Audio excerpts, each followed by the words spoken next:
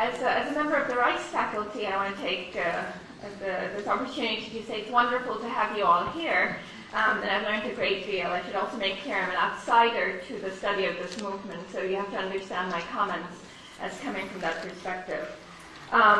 Another issue, I was given these 3 papers plus one by Caracas, who can't be with us today. So I will comment on his anyway, because he raised important questions that tie in well with the others. Dr. Tekalan's presentation you all saw quite recently. I'll just refer to that briefly. I thought all 4 papers and the presentation did a wonderful job of raising very important questions regarding the relationship of the Gülen movement to notions of public space and globalization. Caracas, the paper you did not hear, seeks to understand why the movement initially emerged and what factors allowed it to grow so quickly and spread beyond the borders of Turkey. Çetin examines the challenges posed by the movement to hegemonic ideas about public space in Turkey and responses to those challenges in the form of hostility towards the movement. Curtis's paper takes us outside the Turkish context and into the homes and lives of Turkish women living in the United States, in Texas to be precise. Weller's paper helps to shed light on the magnetic power of Gülen's expansive thinking by highlighting similarities between him and the late great English historian Arnold Toynbee. Tekalan's presentation, as you saw, drew attention to how NGOs can be a powerful engine of change in different parts of the world.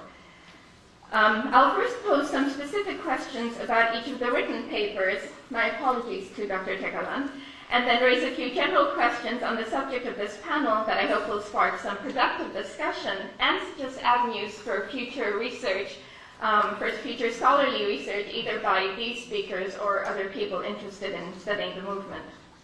As I said, I think of all the discussants at this conference, the only one who is not an authority on the Gülen movement. My questions and concerns, themselves far from comprehensive, are motivated more than by desire for more information, because I am a newcomer to this subject, and also informed by work I've read on religion, public space, and globalization in other contexts. So you need to understand that's where I'm coming from. Caracas conducted detailed interviews of members of the movement in an effort to understand what motivated them to become involved in the movement. He also attended community events and analyzed several of Gülen's books and speeches. His paper provides a rich background to the social, political, and economic context within which the movement arose and gained followers in the late 20th century Turkey. What concerns me here is that Gülen's ideas and movement are presented in such a manner that it is assumed that any normal person exposed to these ideas would automatically and inevitably be drawn to the movement. Caracas does highlight the extreme openness of the movement and of Gülen himself to a variety of political and religious backgrounds, and I am in no doubt that these attitudes are themselves attractive recruiting tools. However, I imagine that one can share many of Gülen's ideas without formally declaring oneself a follower, supporter, or devotee in the way so many millions appear to have done. So my question then is, what or who prompts that ultimate commitment to undertake Hizmet, for example, and how? What I would like to know more about, for example, is the role and activities of actual recruiters, if we may even use that term. How are prospective followers actually persuaded that this is a movement that merits their time and energies? Heavily inspired by the work of Alberto Melucci, Çetin explores the changing nature of hostility towards the Gülen movement among traditional Turkish elites and the relationship between this hostility and the wider political and socioeconomic context. Here, I would like to know more about how the movement has itself sought to overcome its opponents, be it the traditional nationalist elites and the military, who are afraid of its size, its popularity, and its attitude towards Islam and other religions, or just regular people, irrespective of their position on religion, who might fault the movement for being too open to everything and everyone, and too silent on important global policy issues of political and social inequities.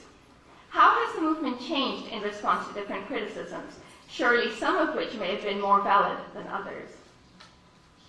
Curtis's paper draws attention to the role of women, specifically immigrant women in the movement. Here I would have liked to know more about the movement's gender ideology, And perhaps that's something that could be addressed and analyzed in a longer version of the paper. What I understood from the paper I had is that Gülen recognizes the spiritual equality of men and women.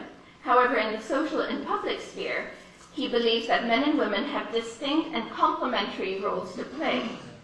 Thus, the Turkish women Curtis studied seem to believe that their contribution to the community comes from maintaining, with some adaptations, Turkish culture, cuisine, and hospitality in an American environment, and in using these talents to draw in and enter into dialogue with Americans. Do men participate at all in these rituals of cooking and hospitality? If so, in what ways? Or is there a strict traditional division of labor? If so, how does the movement claim to be going beyond traditional Islamic or even Islamist movements in its attitude towards women? What is Gülen's position, for example, on the recent feminist rereadings of the Quran and the Hadith? Are the women in Curtis's study representative of women in the movement generally, or very particular to the immigrant context in which they're operating?